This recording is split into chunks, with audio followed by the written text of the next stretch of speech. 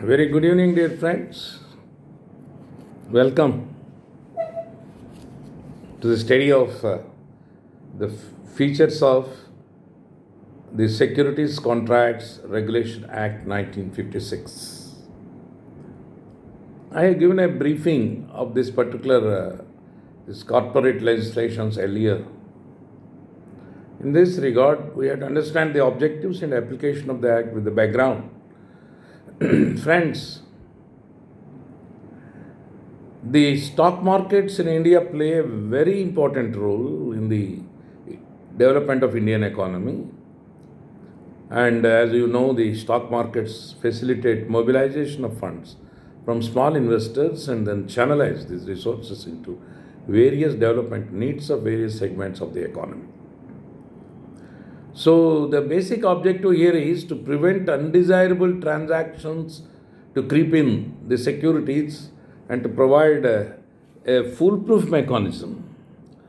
So the parliament has entered, in fact, the parliament has enacted the Securities Contracts Regulation Act 1956.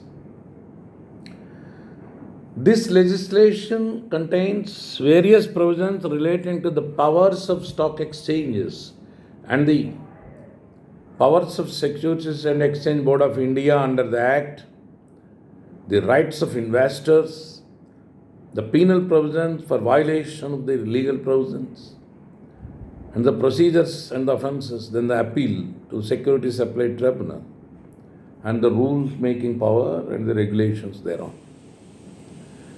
As we go to the preamble of this legislation, dear friends, it states that this act is enacted with an objective to prevent undesirable transactions in securities by regulating the business of dealing with the securities.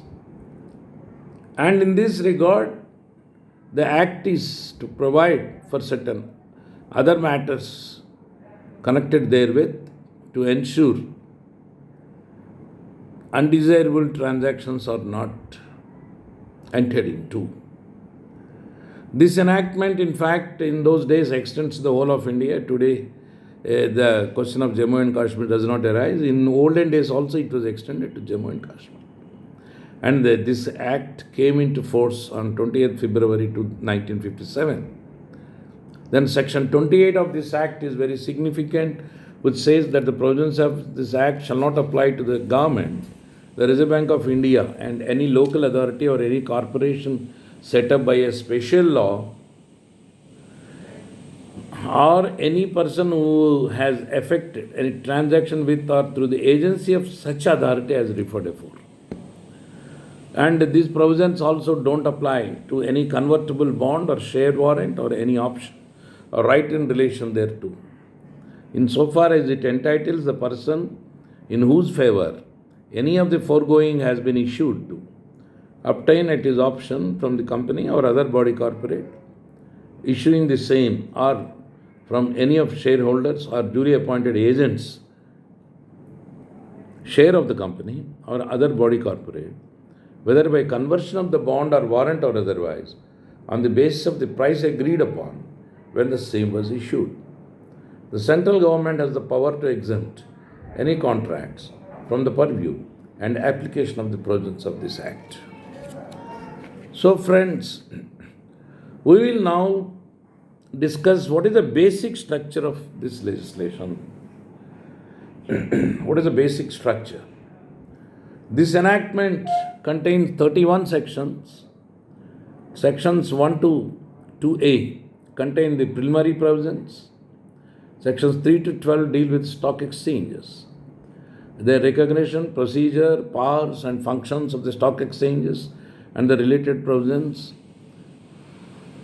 Then sections 13 to 19 contain the provisions on contracts and options in securities. Sections 21 to 22F contain the provisions on listing of securities and the appeal to the Securities Appellate Tribunal and the further appeal thereon to the Supreme Court. Then, friends, section 23 to 26 relate to penalties and procedure thereof. Then sections 27 to 31 contain the provisions on miscellaneous issues like the rule making power, savings, and such provisions. Friends, I advise you to thoroughly study the Securities Contract Regulation Rules 1957, the Securities Contracts Regulation, manner of increasing and maintaining public shareholding in recognized stock exchanges regulations 2006, the Securities Contracts Regulation, stock exchanges and clearing corporations regulations 2012-2018, and conditions of listing agreement with stock exchanges and other revised rules, regulations, circulars, notifications issued from time to time by the central government and the SEBI, that is the Securities and Exchange Board of India. And you must also study the Securities Laws Amendment Act 1995, 1999, 2004, the Securities Laws Second Amendment Act 1999, and other related amendments which can be referred to from the bare acts and which may come in from time to time. So with this background, friends, we will have to discuss about certain important definitions pertaining to this particular Securities Contracts Regulation Act. The important definitions I would like to touch upon. Number one, the contract. This particular term is very important as this enactment relates to the securities contracts. So you have to understand what is a contract here under this legislation. You know what is a contract. Agreement enforceable law is a contract under the Indian Contract Act, but here it's different. Under Clause A to Section 2 of the Securities Contracts Regulation Act, contract means a contract for or relating to the purchase or sale of securities. That means Indian Contract Act gives a general definition, but here it is a specific definition which is directed to only contract relating to purchase of sale of securities. Other than securities, nothing is referred to. Only purchase of sale of securities. This is how you have to make out a comparison. That is a general definition under the Indian Contract Act. Here it is a specific definition pertaining to only purchase or sale of securities. Purchase or sale of securities. Then I take you to the second important definition, that is demutualization, which is an age-old story. So we have to go to Clause AB to Section 2 of the Act, which defines demutualization as the segregation of ownership and management from the trading rights of the members of a recognized stock exchange. Segregation of ownership and management from the trading rights of the members of recognized stock exchange in accordance with a scheme approved by the Securities and Exchange Board of India. This provision must be read with provision under Section 4A, 4B and 5 of the Securities Contract Regulation Act, which contain a detailed procedure for corporatization and demutualization of stock exchanges. So you are advised to study the provisions under 4A, 4B, sections 4A, 4B and 5 of the Securities Contracts Regulation Act. Then the third one, securities. It is securities contract. So contract I have to explain. Demutualization is part of it. Then what is next? Securities. This term has been very elaborately described earlier, and this is under Clause H2, Section 2 of the Securities Contract Regulation Act, and then this definition is inclusive and not descriptive. This particular definition has been elaborately discussed in my previous lectures when I said it is corporate and securities laws. What is a security? I have elaborately discussed. So please go through provision under Clause H2, Section 2 of the Securities Contract Regulation Act, and once again you recap. My earlier lecture also can be referred to. Then the last important definition. There are three more. Stock exchange. Clause J2, Section 2 of the Securities Contract Regulation Act defines stock exchange as any body of individuals, whether incorporated or not, constituted before corporatization and demutualization under sections 4A and 4B, or a body corporate incorporated under the Companies Act 1956, whether under a scheme of corporatization or otherwise, for the purpose of assisting, regulating, or controlling the business of buying, selling, or dealing in securities. Section 2J. This is with effect from 12/10/2004. Corporatization of all stock exchanges is compulsory as provided under sections 4A and 4B of the Securities Contract Regulation Act.